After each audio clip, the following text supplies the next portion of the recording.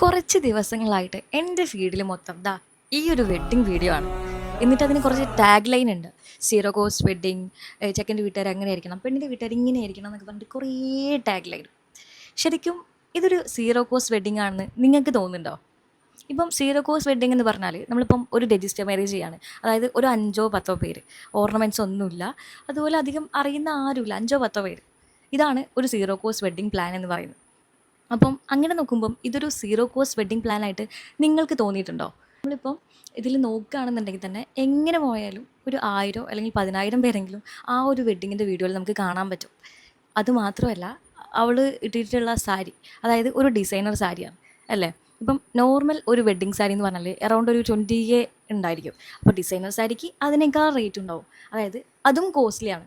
ഒരു നോർമൽ ആൾക്കാരെ സംബന്ധിച്ചിട്ട് ഇപ്പം നമ്മൾ ഗേൾസിന് ഇപ്പോൾ ഓർണമെൻറ്റ്സ് കൊടുക്കുകയാണെങ്കിൽ ഗോൾഡൊക്കെ കൊടുക്കുന്നതിന് പകരം ആ ഒരു ക്യാഷ് കൊണ്ട് ഇവർ ഈവൻറ്റ് നടത്തുന്നു. അത്രയേ ഉള്ളൂ ഡിഫറൻസ്. അല്ലാതെ ഇതൊരു സീറോ കോസ്റ്റ് വെഡ്ഡിംഗ് ഒന്നുമല്ല. ഓക്കെ, അപ്പോൾ ഈ ടാഗ് ലൈൻ ഇടുന്നവരൊക്കെ ഒന്ന് ശ്രദ്ധിച്ച് നോക്കാം വീഡിയോയിലേക്ക്. അപ്പോൾ അത്രയേ ഉള്ളൂ.